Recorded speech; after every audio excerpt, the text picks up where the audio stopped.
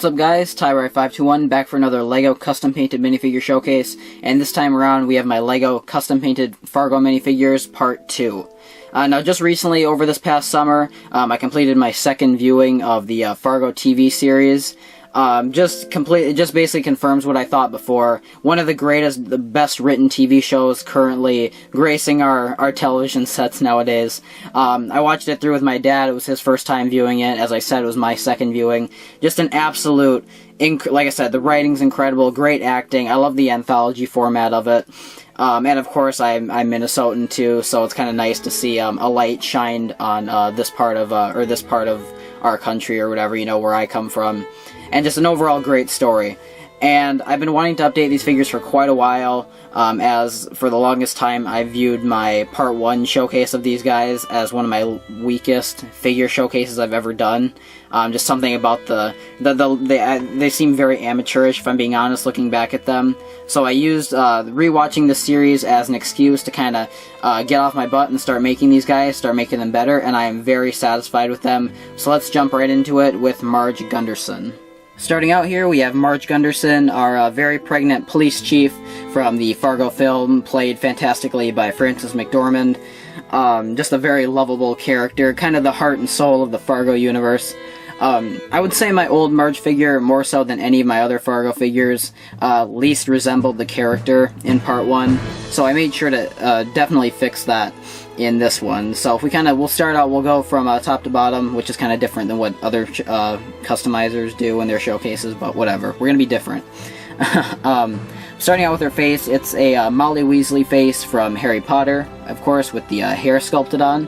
Her winter hat, which I also used for Gare, or the same idea, is a Imperial helmet from Star Wars that I have then sculpted fur lining on, so you can kind of see at the top there. And then kind of going down the sides, you can see the little buckles or little tassels kind of hanging down there, and then the fur lining goes, of course, along the bottom and then continues to the top. So it kind of just goes all around the edges of the hat, and I think that I think that's a good representation of those type of winter hats. I believe there's an official LEGO piece coming out later this year that might actually already be out now that I think about it. That I considered using, but I like the idea of sculpting and customizing my own, so I decided to just go for that. Her hair is sculpted on as well. I actually originally tried to sculpt it all the way on her head, but as you can kind of tell, I just kind of scraped it off the back there because you couldn't see it anyway, so it's just kind of sculpted on the sides there. Focusing, there we go. But yeah, so you can just kind of see, you can only really, I left only what you can see with her hat on. Her torso, she's got her police uniform painted on. She's got like a little tie. You can see like a little bow tie type thing at the top. And then the pockets, you can see different lines on her stomach, kind of to show like a bulging, as well as I kind of sculpted it outward as well, because as I said, she is pregnant. And then she's also got the tan coat painted on. There's 3 layers of sculpting done to her torso. 1 layer for the initial stomach, another small layer because I realized the stomach didn't go down far enough, so I kind of had to put a tiny bit at the bottom here. And then a 3rd layer for her tan jacket underneath that I kind of decided to add last minute. So yeah, a lot of sculpting went into her, and I think it definitely adds a lot of character to the figure. You can see the painting on her jacket. She's got a zipper and then some buttons kind of going up the length of it. She's got her police badge, and then different pockets on the sides, if it'll focus. Her boots are tan with a layer of black at the bottom and then a fur lining along the top of them. You can see her police badge, and then just some different police markings on her arms right there. You see the hood of her jacket painted on the back of her. The continuation of her boots down there. Her handgun, which I considered using a brick arms pistol for, but shout out to Star Wars enthusiasts for giving me the idea to do a simpler method of just kind of shortening up an official LEGO revolver piece and just using that instead. So I think that maybe a brick arms revolver would have looked better, but I didn't want to cut up one of those pieces because those are very useful. So I just went with this one. I'm happy with how it turned out. Whoa, she's going really blurry there. Took my eyes off the camera for 1 second, and then she went all blurry on me. So there we go. There is Marge Gunderson. Next up, we have Carl Showalter, played, of course, by Steve Buscemi in the film. One of the most hilarious characters in the Fargo universe. One of my favorites. As you can see, I did something very different, or this is actually the first time I sculpted onto a jacket. and I absolutely love the way it turned out. As you can see, it kind of goes all along the sides of his jacket. The lapels are sculpted on there. It goes down, of course, to the bottom. I considered sculpting onto the side right here, but I ended up not doing that, just because I thought, I'm folding the jacket constantly. I feel like the sculpt would fall off real easily. You can see it goes up kind of at the bottom of his jacket right here, the fur lining by the neckline, and then of course there's a fur lining going up his arms actually, and then at the cuffs of his sleeves right there, or the cuffs of the jacket, whatever you want to call them. But yeah, if we can get just kind of a close look at those, the sculpt even on the arms right there, I think that just gives such a cool look to this figure. A lot of all the 3D elements just really pop in this figure, more so than a lot of the other ones, I would say, and I love the way it turned out. Just some of the other elements of him, of course, he has black shoes painted on. You can see a brown belt with a gold belt buckle. We've got his torso, which is tan, and then red for the areas where it's blood-stained. I originally painted the entire torso tan, and then painted a red layer of blood on top of it, but that made the blood look too splotchy, whereas in the movie, considering it's just like a standard, with clothing, like typical clothing, blood doesn't splatter onto regular clothing, it kind of bleeds right into it and changes the color of the shirt. So to kind of create that more bled-in look, pun intended, I scraped the tan away from where the blood was going to be, and then just painted a layer of red there to make the blood look like a more solid running color. And I really like the way that turned out. And then, of course, I did just kind of do some blood splatter, some little dots along the, just kind of running along the blood stain to kind of make that part look more splotchy. You can see he's just got some creases in his shirt there. I like the way the torso turned out. It looks pretty clean. And then his face is from Harry Potter, the Slytherin Quidditch guy. I can't remember his name. You can see he's got some blood running down his cheek from where he gets shot. And then a lot of extra excess lines to kind of make him look capture the definitive facial features of Steve Buscemi. So I think that face resembles him really well. So I just kind of, touched up the lines that I had on it in my last showcase. I painted his little mustache on, which looks much better than the last figure did. And I gave him the werewolf hair with the ears sanded off. Something that I debated doing in the last showcase, but ultimately didn't do. And I decided to go for it in this showcase because he's such a great, iconic character. I felt like I had no problem sparing what is a very useful hairpiece on him. But yeah, I think the blood really it gives this character gives this figure its personality. It's a very bright color put onto a lot of more basic, boring colors. It makes it pop more. And then I just love all the blood stains on his hands, as you can kind of see right here. He's got some blood stains on his hands. And then kind of even bleeding into the fur lining on his arm over here. So, yeah, definitely one of my favorites of the showcase, if not my favorite. And the first Fargo figure that I actually completed in the showcase. So, for that reason alone, he kind of holds a special place in my heart. So, there is Carl. Next up, we have Jerry Nygaard, played hilariously by William H. Macy in the film, of course. I just love his whole frantic, always on edge persona that he has throughout the whole movie. Always panicking, kind of. And that's the one thing I love the most about the Fargo universe, is just the whole darkly comedic aura that kind of resides over the entire show. It's like there's all these dark events happening, but then you've got all these quirky characters placed in the middle of the most extraordinary situations. Really, really funny stuff. But yeah, for Jerry Nygaard, I considered making him in the tan jacket look. That he wears this tan jacket a lot throughout the movie, that my good friend Fishy Figs actually ended up, I think, painting his figure in, and his turned out fantastic, I should say. The sculpt he did was fantastic. But I decided to just go with the suit look, just kind of remaking my older figure that I had of him. So you can see it's a very standard, suit look. You can see he's got the tie, the striped tie could have maybe been a little better, but I'm proud of it at least. It's got it's red with some orange stripes on it. You can see he's got the lapels and then a little gold button on his side there, and then this little pocket right there. It's a very small detail, and then it continues onto his belt, where you can see his belt buckle, and then some little minor creases in his shirt, which I think is a little very minor detail that kind of adds a little bit to the depth of the figure. It very much kind of made me reminisce of making my Pulp Fiction figures, with Jules and Vincent, when I was painting the suit for this guy. He's got brown shoes painted on. You can see his hair is this very extravagant hair that may be a little too cartoony to resemble the actual character. But any other hair, I just didn't really match the character. So I decided to just keep this one. Probably could have painted in a darker brown looking back on it, but I'm happy with how it is. His face is one of the Weasley brothers from Harry Potter, with some lines painted on just to kind of show aging, or just to kind of better match the likeness of William H. Macy. A detail from the last figure that I just left on is he's got like some white underneath his sleeves for like the button-up shirt that he's wearing underneath. And then the back of his torso, you can just see some, if I can maybe focus on it, you can just see some creases in his suit jacket. So not too much going on there, but yeah, very standard kind of basic figure, but one of the cleaner figures in this showcase as well. So one I'm definitely proud of. So there is Jerry Lundegaard. What the Christ. So next up here we have got Garrett Grimm's, our final figure from the film Fargo, the Coen Brothers film.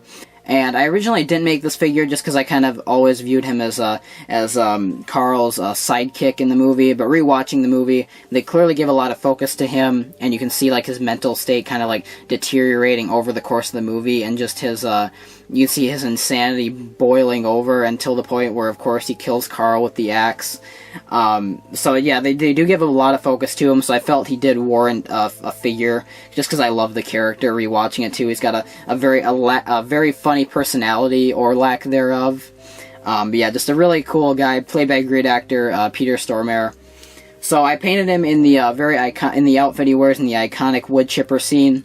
As you can see, his torso, while being simple, was very time-consuming and annoying to paint. We've got this striped pajama look. So you can see he's got the stripes going up and down his torso and legs, and then he's got tan boots painted on. And that's pretty much all the detail for his torso. You can see the stripes go up his legs, and then you can see going up the back of his legs and the side of his legs. I try to go all out with the stripes to make it look as detailed as possible. Considering the simplicity of it, I figured I might as well just go for it. His jacket, on the other hand, was not simple. A lot of striping to kind of capture that plaid look. I almost wonder if I should have mixed some dark blue in there, but I'm happy with how it turned out. As either, like, overall, I'm fine with maybe, you know, if some of the colors are off a little bit. I think it looks pretty good. You can see it's got like a little bit of a hood kind of showing through, or I think that's actually a fur lining, not a hood, my bad. But yeah, and then the striping, he's wearing brown gloves, as you can tell. And the striping goes up his arms, up the entire jacket. If I lift up his hat, we can see the back of the fur lining. And yeah, these stripes took forever to make, but I'm pretty satisfied with them. I think overall they kind of, maybe individually some of the stripes are a little off, but I think overall they create a well-balanced look. His face was just like a standard like male face. I think they used them for the Nazis a lot in Indiana Jones, or at least that's where I got a lot of my versions of that face from. And I erased the mouth, I repainted it, and then I painted on some stubble and some facial features, and then repainted his eyebrows a different color. There's a good, better look at his face. Let me try to focus in on it. And then his face, or his hat, as I said, I did the same technique I did with Marge's hat, except I only sculpted the fur onto the front here. It doesn't go onto the sides. And then I just repainted it in this what do you call it? Gray, this like kind of darkish gray color. And then his axe, I actually sculpted the head of onto a staff piece.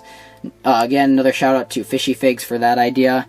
I originally wasn't going to give him the axe, or I was originally just going to use an official Lego piece, but I thought, nah, I can do better than that. I'm going to sculpt it onto it, and while it did take a lot of time to get that shaping correctly, I am very pleased with the result. So, yeah, there is Garrett Grimm's, a very, very funny, yet also kind of disturbing character from the film, but definitely deserving of his own figure, regardless. So there is Garrett.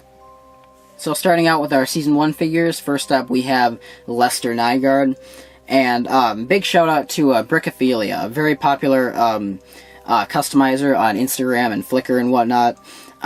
He did both Lester and Lorne figures a few months back, and he kind of, like, I would say all of us other Fargo customizers kind of reinvigorated our desire to make Fargo figures, me included, because he had a brilliant idea of sculpting on Lester's coat, and his sculpt turned out fantastic. I tried to kind of pay homage to his and mine, but I also tried to make mine look kind of original, not look too similar, because I don't like copying other customizers. I like to have the originality shine in my figures. That's kind of why I like my Blade Runner and my Ash vs. Evil Dead figures so much, is because those figures represent my originality as a customizer.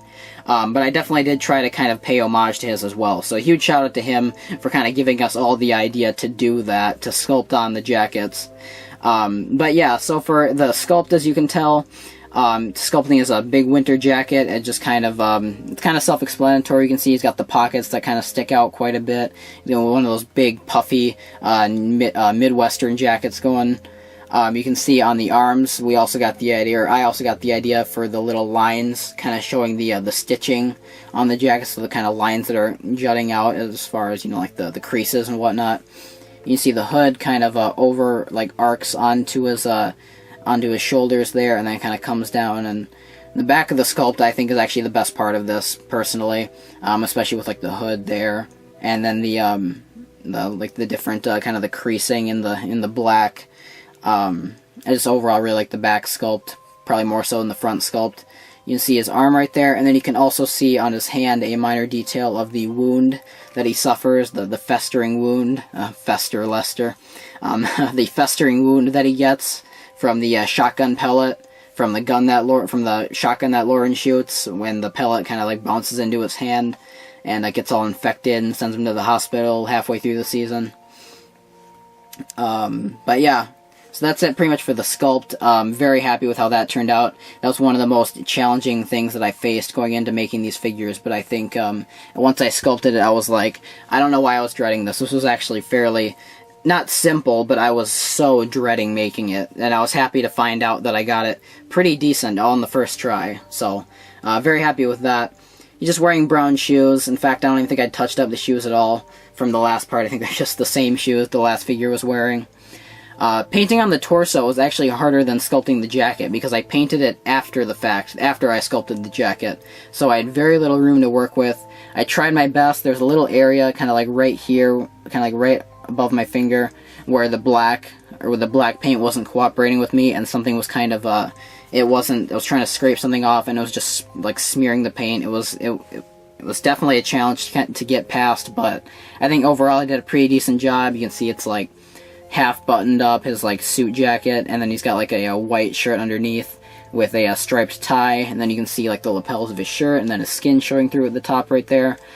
But yeah, very complicated to paint that torso, but I really adore the result of it, so I'm happy with how that turned out.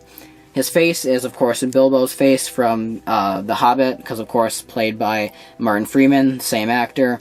Except I painted the black eyes, as well as the blood in between his nose from the broken nose he suffers from slipping on the ice when he's confronted by his high school bully, Sam Hess, in the Season 1 premiere.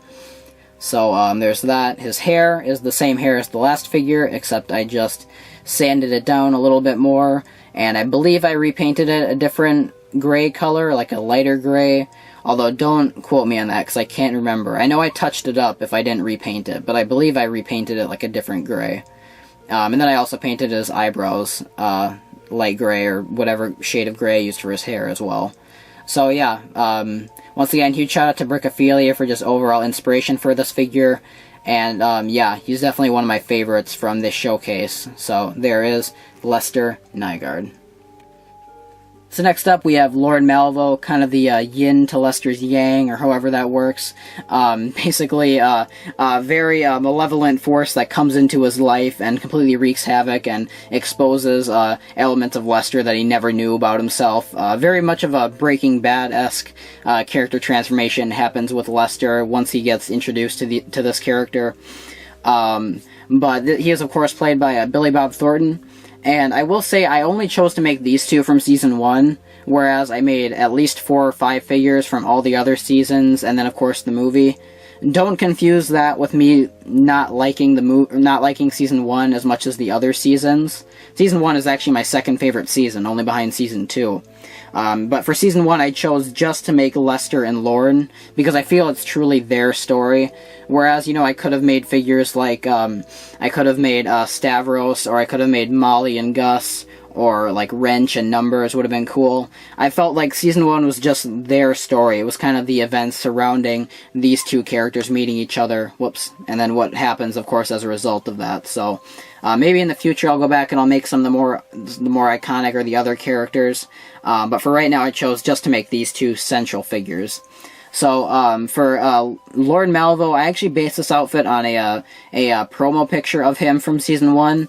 I know he wears outfits similar to this, but I don't know if he wears, like, this exact outfit. But he's wearing, like, this, as you can see, just kind of like this black suit. You can see the suit jacket. He's got, like, you can see kind of the vest part of it right there with the buttons and the creases in the torso.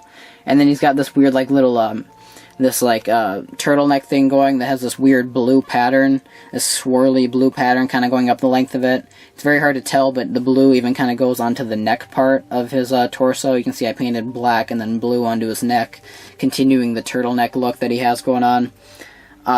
His jacket is as you can see, I sculpted on the fur lining, and then you can just see kind of the line continuation of the lapels painted on down there. And then he's got some buttons painted on.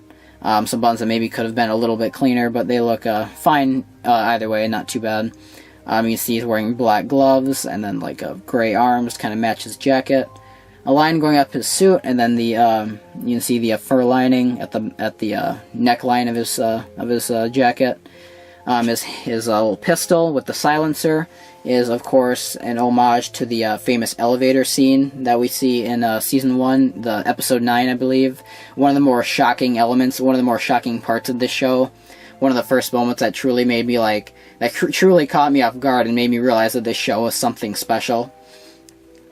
His face is a Gimli face, because I wanted to match the likeness really well with this one, because so many customizers out there are making Lorne and Lester figures that I wanted mine to truly stand out too, so I probably put a little bit more effort into them than I needed to. But regardless, I ended up using a Gimli face because I felt it really matched the likeness. And I love that he kind of has a slight smirk, because he's always kind of up to trouble, and he's a very dark, menacing, kind of a odd but very dangerous character. So he's got that kind of smirk going, as if like he's subtly messing with you and you don't know it. But yeah, so then I painted the beard on. I painted some extra lines in his face. You can kind of see right there. I believe I painted his eyebrows a different color as well to kind of match the color of the beard. And then his hair is a Flitwick hair from Harry Potter. It's been used in a lot of other characters like Ron Weasley and whatnot, but yeah, it's a Flitwick hair that I just painted a darker shade of brown. I sanded the sides down a little bit so it wouldn't look like it's sticking out so much. Yeah, that's basically it for the figure. I think, like I said, I think the likeness to Billy Bob Thornton is especially strong with this figure, more so than like the likeness with the other figures. And yeah, very happy with him, and I absolutely love this character, the mysterious aura that he has present throughout the series, and just everything about him. So there is Lorne Malvo. Did you know the human eye can see more shades of green than any other color? Jumping into our Season 2 figures, starting with Lou Solverson, played by Patrick Wilson, who's of course playing a younger version of Keith Carradine's character from Season 1. As I said, Season 2 is my favorite season. I love the ensemble aspect of it, the fact that there's so many key players that are contributing to the plot.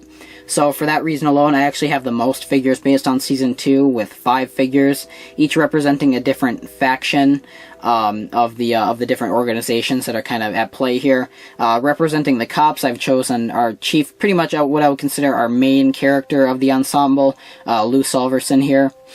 He's, like I said, our chief cop character of this season, because every Fargo story has the cop archetype character. Every Fargo season, if you've ever noticed, including the movie, has their own, like, character archetypes. There's always the dangerous outside force that comes into the small Midwestern town, There's the kind of like the bumbling local townspeople that play into the story. There's the cop characters. I wrote a whole paper about it in a writing class last year, and it was a lot of fun, kind of analyzing the stuff. But with Lou Solverson, as you can see, his face is a, I believe, just like a Imperial or clone face, some sort of Star Wars random guy face or whatever. I painted cheekbones onto it. I painted his eyebrows a dark brown.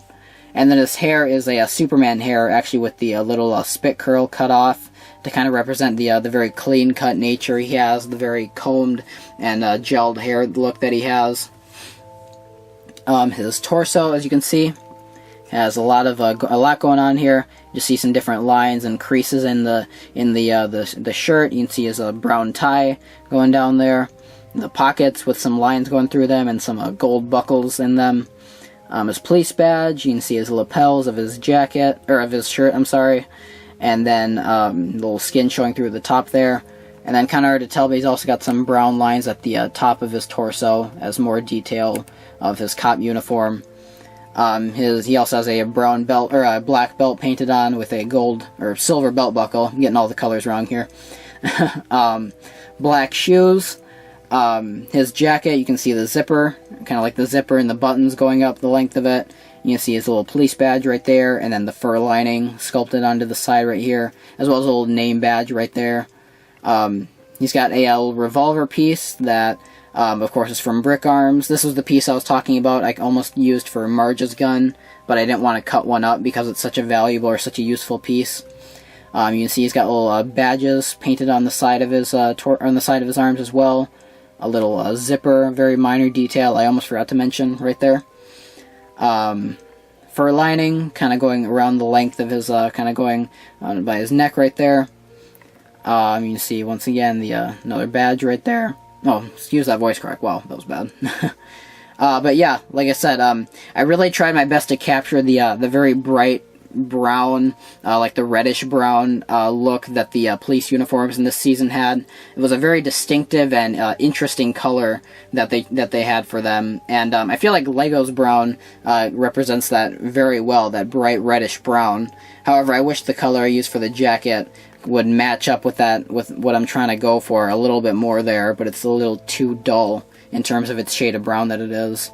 So maybe someday I'll go back and I'll update the jacket to kind of capture that color better. But overall, I think I'm very happy with this figure. So there is Lou Solverson. Next up, we have Ed Blumquist, played by Jesse Plemons, or Meth Damon, for those of you that know him from Breaking Bad as Todd.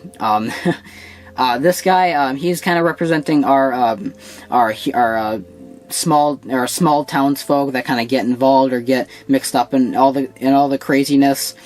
Character for this season. I considered making his wife Peggy, who's played by Kristen Dunst, but I just found her character far too annoying to find the inspiration to make the figure, or the motivation, I suppose. So I just ended up making Ed. He's, of course, the Butcher of Laverne. As you can see, he's wearing this like a dark brown button-up shirt that might be showing up a little bit worse on camera than it actually is in real life.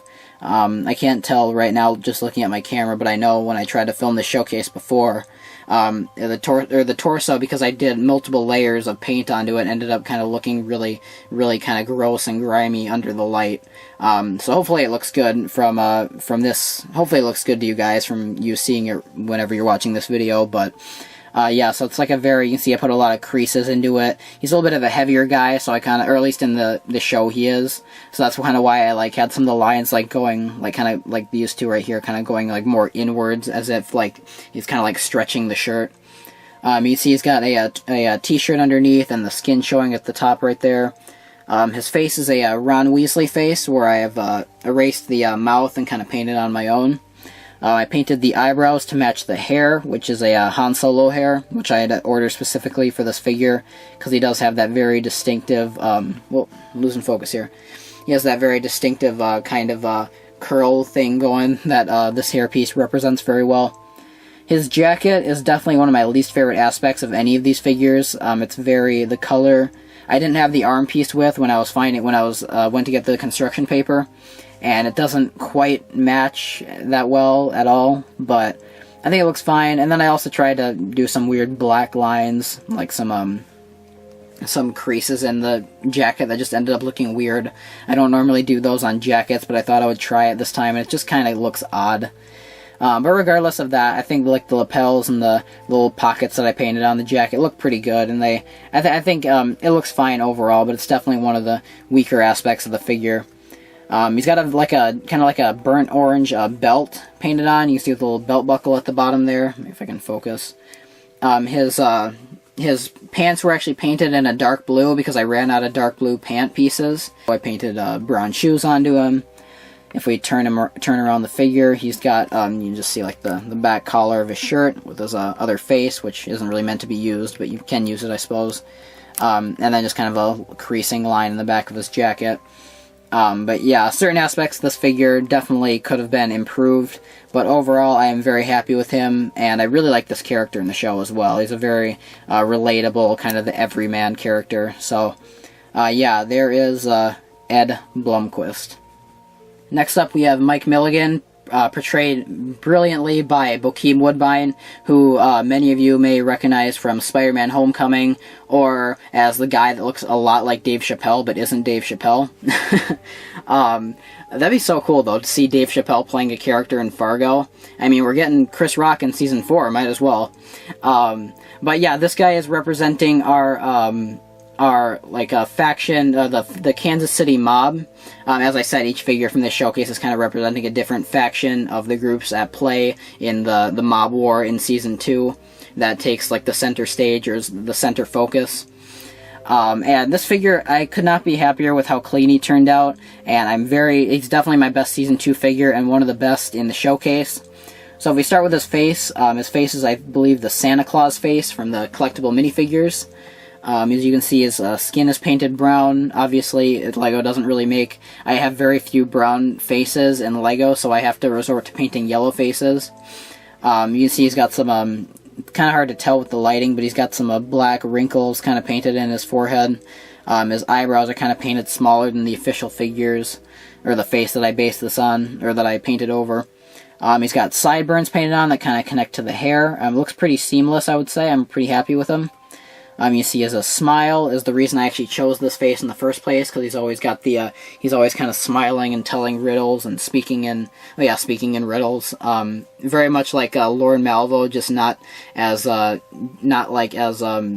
of like a dark character. He's just kind of like the enforcer guy, the paid enforcer almost. He's got this very cowboy-ish style going. Just a very fun character. I saw a comment section, or like an IMDb reviewer, described him as a very Tarantino-esque figure, or very Tarantino-esque character, which is very true. I think that definitely is a great way to describe him. But yeah, you can just see he's also got some lines around his mouth. But yeah, I like the way the face turned out. It looks a lot better than my last face I did for him. As well as I improved upon the hair. The hair is a Finn hairpiece, something I wanted to use last time, but just used a Harry Potter hair instead. But I think it definitely captures his look much better when I paint, or when I use this hair. His torso, I'm really proud of. As you can see, he's got like a black suit jacket painted on, with the lapels and everything. He's got a little bit of a buckle kind of going down here, or a belt going with this big gold belt buckle, this bright gold belt buckle that is very present in 70s fashion. He's got this light blue, torso or like shirt painted on with like bright white buttons, and he's got this I don't know what these are, but people use them as like replacements for ties. They're like little buckles with tassels hanging down. I'm sure there's a name for them. I know Vincent wears one in the Jackrabbit Slim scene in Pulp Fiction, but I can't really think of another moment like in a film or TV series where you can see like an example of those. But I don't know what you call them. I think they're kind of like common in the South or whatever, but. Yeah, so there's that. I love the way his torso turned out. I like the lapels and everything, and you can see different creases in his shirt. He's got these kind of brightish, dark tan shoes painted on, which I think kind of just match his personality, very, bright, and you just also represents the unique clothing styles of the 70s. His jacket, I painted on the lapels. I'm very happy with the way this little pattern turned out on each side. He's got like some buttons and then some little button holes or whatever you want to call them on this side. If you turn to the back of the torso is extremely weak. I don't even know why I bothered. It just looks terrible. Showing it probably takes this figure down a notch or two in your eyes, but hopefully you won't detract too much from that. And then his little handgun of choice is a little Derringer that, of course, spoiler alert, he uses to pop the Undertaker in the face, a la Quentin Tarantino style, with like King Schultz killing Calvin Candy in Django Unchained. Yeah, very, very badass scene. Very, very badass character, and just overall, one of the highlights of Season 2 for sure. I absolutely love Mike Milligan, and I love the way this figure turned out. So there is Mike Milligan. So next up we have Dodd Gerhardt, who is representing the Gerhardt family, the rival mob that is kind of at odds with the Kansas City mob in Season 2. And I originally wasn't actually going to make this figure until my good friend Star Wars Enthusiast made a Dodd, and I saw his, and I was like, I absolutely love that. I kind of want to make my own now. And a lot of inspiration for this figure came from him, so shout out to him. This guy, I kind of debated which outfit to paint him in. I debated maybe making him in the in like his jacket, but it's like all zipped up, so I would have just painted the jacket onto the torso rather than making it out of paper. But I also wanted to kind of showcase a look like that he has in episode 8 with kind of like the blue shirt and everything. So I decided to actually make him with the jacket opened up and then with like the blue shirt kind of underneath. So his shirt, once again, shout out to Star Wars Enthusiast for the idea for this. But I did kind of this polka dotted thing, this like this dark blue shirt with the polka dots and everything. You can see he's got some knife wounds right here from, of course, when Peggy stabs him when they have him all tied up. Very hilarious scene. He's got like the lapels of his shirt kind of right here, the little part of his shirt that's unbuttoned. Some creases and whatnot in the torso. You see the pockets are very weak on this figure. I didn't really pay much mind to the pockets, but they're covered by the jacket anyway, so it doesn't really matter. And then a little gold chain kind of going around his neck right there, which is just a black line with a little bit of silver, or a little bit of gold painted over it. He's got a black belt, as you can tell, with a gold belt buckle. His jacket, you can see the fur was sculpted onto it, and then I just painted on some pockets. These little pockets, as well as these little hand slit pockets down here. Some buttons, and then some little slits for the buttons right there. The pockets weren't supposed to be just complete like dark black, or like just complete black. They were actually just supposed to be outlines of pockets. But I could not for the life of me figure out how to, I didn't want to redo the jacket, and I'd already screwed up the pockets on both sides, so I just made them plain black, and then just made the buttons in like a tan color, so they'd stand out. So I think they look alright, but they're not accurate, I would say. He's wearing gloves, as you can tell, brown shoes. This little piece, shout out to Fishy Figs for the idea for this, for using this piece, which I just sanded down, this arrow piece. Or harpoon piece for his little prod, little shocking prod that he uses throughout the season. You can see his face is, I believe, the main guy from Prince of Persia, who I erased the mouth and all the stubble from. Repainted my own mouth, kind of painted this little I don't know what you call it, like chin stubble or whatever. And then some lines around his mouth. And then his eyes and eyebrows stayed the same from the previous figure. And then he's wearing this New Yorker style hat, whatever you call those. I kind of think of it as like a cabbie driver hat. And then I sculpted some hair all around it. You can see his big sideburns right there, and then his hair going all around the back. You can see the sculpt from his from the fur lining on his jacket, and then just the continuation of his hair sculpt. I really like the way that turned out. But yeah, so Dodd Gerhardt, this was a fun figure to make. Maybe not the best of this showcase and kind of an afterthought figure, but I think for all the work that I put into him, I'm very pleased with the result, especially with his torso. So there is Dodd Gerhardt. Concluding our Season 2 figures, we have Hansi Dent. I believe it's actually pronounced Ohansi, but everybody calls him Hansi. Of course, who is representing himself in terms of which faction he is representing. And one can make the argument, well, technically, Dodd Gerhardt represents the Gerhardt family, and Hansi is technically on their side. So I really have more than one figure representing the same side. But I don't really see it that way, actually, because, of course, in episode 8, Hansi kind of becomes a one-man army. There's a lot of anti-Native American kind of racism going around throughout the season, and Hansi is kind of like a servant, or almost like a kind of like a loyal friend or whatever of this family. Who some of them treat him like family, some of them kind of just like, treat him as if like he's like their servant, like he belongs to them.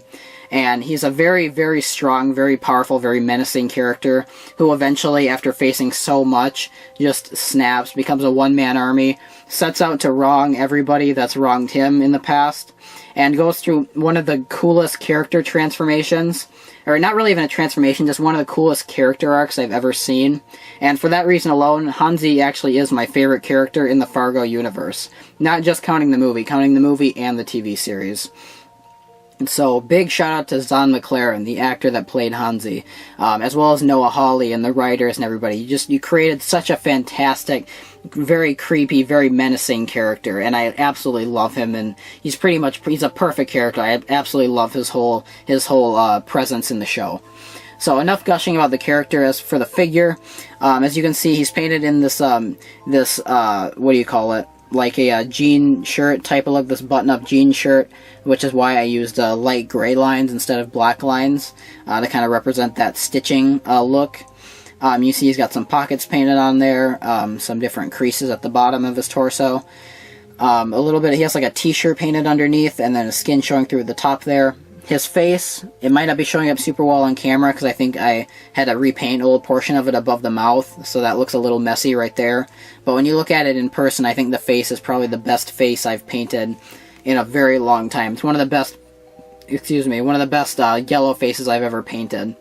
But yeah, you see he's got like some creases around his mouth and his eyes and a little bit of a line above his eyebrows. I think it really resembles the character very well. He's got a brown belt painted on with a like a silver belt buckle, and then some brown shoes. This hunter green jacket, it should really be more of an army green, a military green, but I felt like this shade of green resembled it better than like a light green. So I chose to go dark green, even though it's not the most accurate color. It was the closest I had to. It was the closest the Lego's versions of green had to like matching it. So I just went with this. You can see he's got some lapels painted on the jacket right there, and some pockets, and like this gold zipper going up it. You can see the same on this side. He's got this automatic weapon that he uses, following throughout the entire series, or throughout pretty much the last like 3 episodes. Everything that happens after the bar scene, I believe he has this weapon. He's got this long black hair, which I probably could have sculpted a little bit going down because he has a little bit hanging down the front of him too, but I decided to keep it like this. I think it looks fine. And then I didn't paint anything on the back, I don't believe, because his hair is covering it up. But yeah, like I said, absolutely love Hansi Dent. Wanted to do this figure justice, and I definitely believe I did. So there is Hansi. Moving into our final set of figures with our Season 3 characters, we have Emmet Stussy, one of 2 roles played by Ewan McGregor in Season 3. He plays a pair of rival brothers who are fighting over this stamp, and just the fact that that one of them is much more successful than the other, and there's this whole sibling rivalry thing going that's like a theme throughout the season. And I absolutely love it. I love his performance in it. And our first character is kind of the more Ewan McGregor-ish character, or kind of the one that gets the more concentration and looks a lot more like Ewan actually does, and this is Emmet Stussy.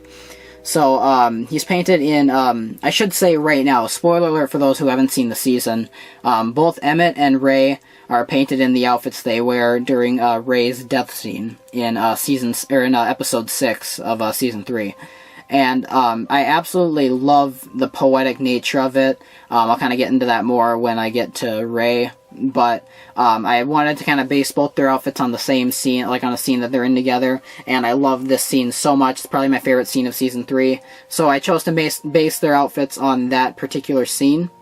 So for Emmet right here, he was wearing in the scene this black, like kind of like pullover vest type jacket, or not vest, this like kind of like suit jacket type thing.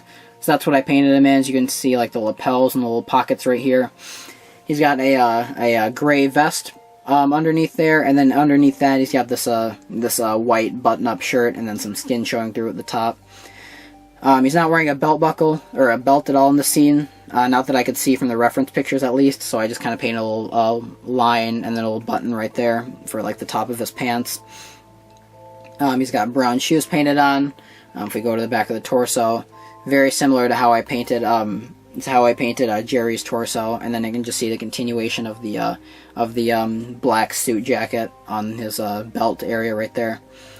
His face is, I actually made both of the faces of the Stussy brothers, the angry clone face, just because it looks, I wanted them to look similar. I wanted them to kind of have a similar look to them, because of course they're brothers, played by the same actor. And I made more changes to Emmet's face than I did for Ray's. I actually erased the entire mouth, painted on my own mouth. It took me a lot of tries before I got one that I was satisfied with. Painted some lines around his mouth and around his eyes. And then his hair, shout out to Fishy Fakes for giving me the idea for making his hair the Bilbo Baggins hair, which is just a typical Hobbit hair. It doesn't really matter which one, they're all the same. That I sanded down heavily. I used the same hair for the last showcase. He gave me that idea way back, like a year ago. But I decided to sand it down a lot more to make it look more rounded and make it look more accurate this time around. So I kind of sanded the area around the sides a little bit more and then sanded the bottom of it to kind of give it more of a rounded off look. And I think it definitely captures it much better this time around than it did with the last figure. So very happy with how clean this guy came out. And yeah, there is Emmet Stussy. So next up we have Ray Stussy, of course, also played by Ewan McGregor. One of the best figures of this showcase in my opinion, which is funny because I was very nervous going into making this figure. His torso, funny enough, actually is just painted onto the last torso that I made for my last Ray figure, because I didn't want to resculpt the gut and everything, because I really liked the way that sculpt turned out. Despite the paintwork on that torso not being very good, I was very happy with the sculpt. So I just repainted onto that torso, painted him in a different outfit this time around. Of course, based on his death scene. As you can see, it's like a light gray.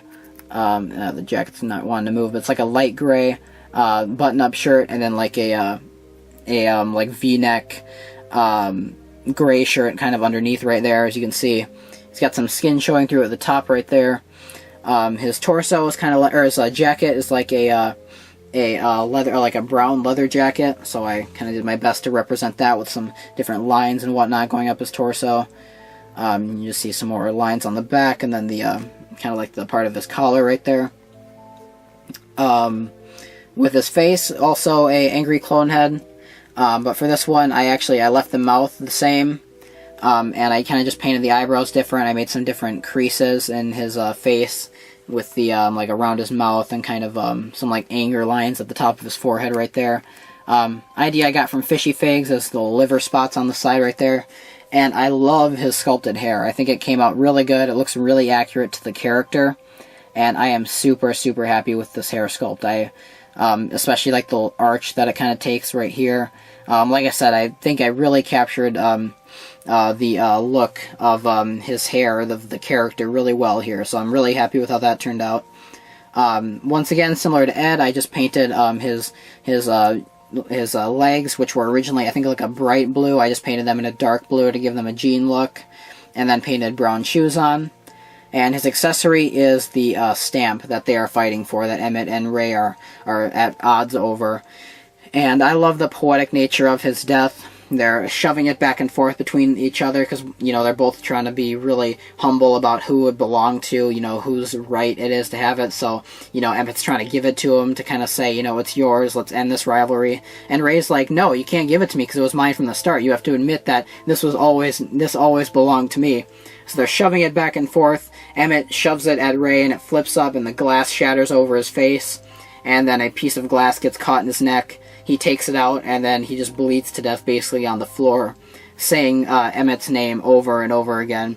And I just love the poetic nature of the thing that he spent his entire life going after, ending up killing him in the end. It's just such, like I said, so poetic with the writing there. I absolutely love the scene. The score is fantastic as well. Just hands down one of the best scenes of Season 3, an already really solid season. So you can see with the stamp there, I just kind of painted like a tan border around it. and then some gray lines kind of to represent like the shininess of the glass. And then the stamp painted on right here is just kind of a little black box painted around a little tan box with some red dots in the middle to represent like the detail or whatever that would be on the stamp. So yeah, there is Ray Stussy, one of my favorite characters from Season 3, from the show in general, and then also just one of the more sympathetic characters, and one of my favorite characters from the show. And like I said, one of the better figures in the showcase as well. So there is Ray. Next up we have Gloria Burgle, our third and final of the new characters made for this showcase.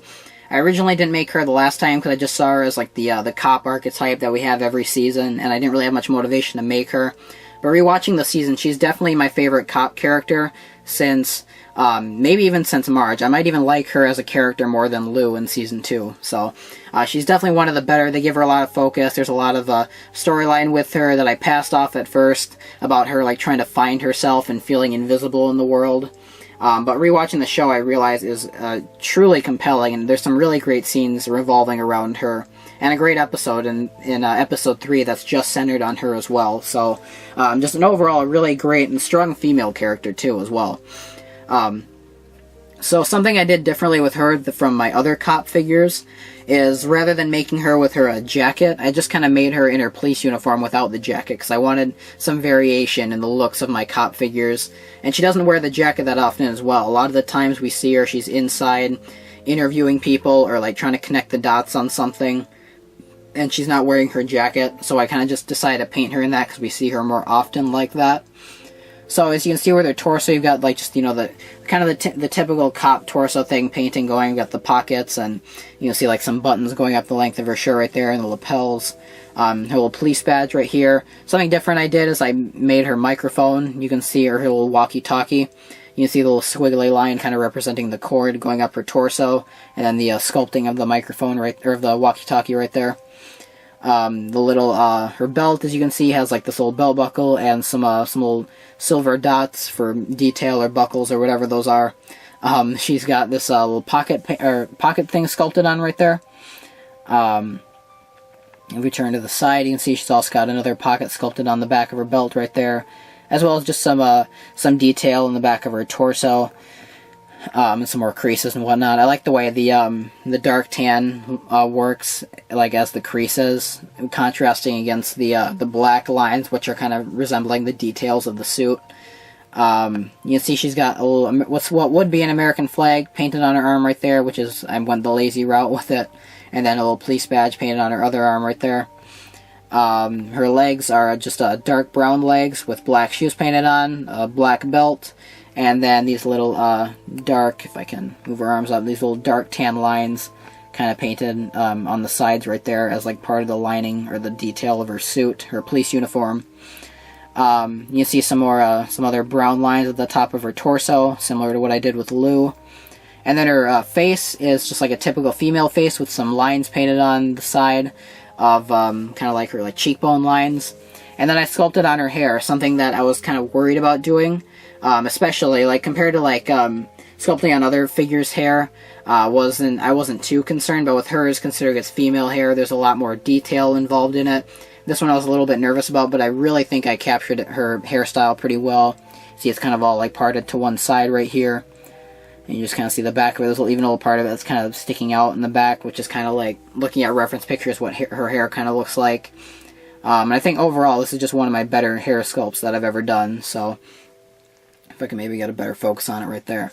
Very happy, very pleased with how that turned out. So there is Gloria Burgle. Definitely one of the better cop characters this show has produced.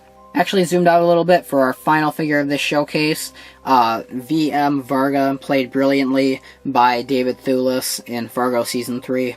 The disgusting, crooked, corrupt Russian businessman that kind of comes in, takes over Emmet's company, and completely like leaves him in ruins. I won't spoil too much because it is a very interesting way the story unfolds, but he's just this very dominating force that takes over his life, goes to extreme lengths to make Emmet seem like he's losing his mind, to basically ensure that he can take over the entire company, turn a profit on it, and then just leave Emmet in the dust.